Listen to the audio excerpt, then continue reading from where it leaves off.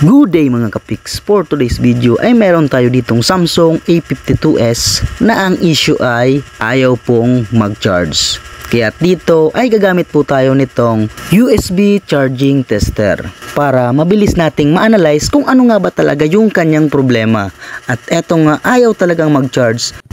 Kapag ganito, ang madalas na sira dito ay ang kanyang flex o kaya naman yung kanyang charging port or charging board.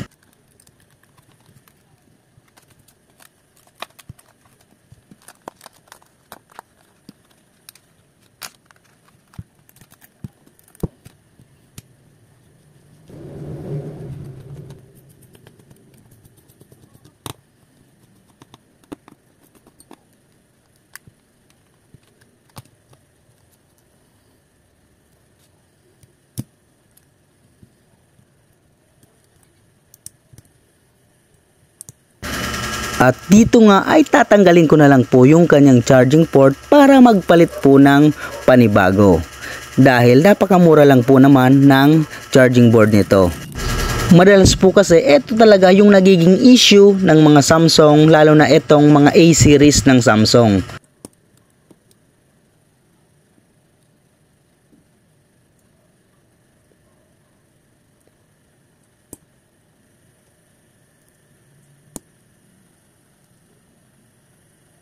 At ayan na nga, okay na, nag-charge na ulit.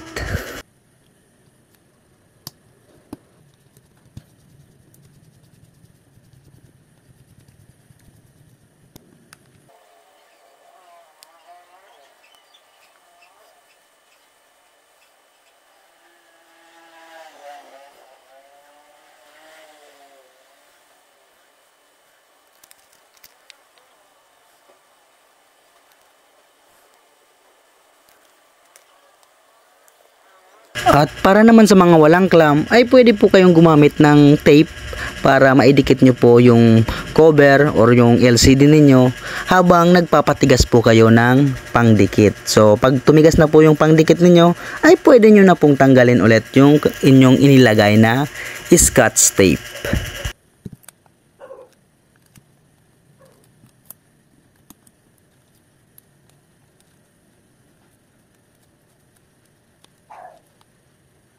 Ayun, 9% na agad. Thanks for watching. Bye-bye.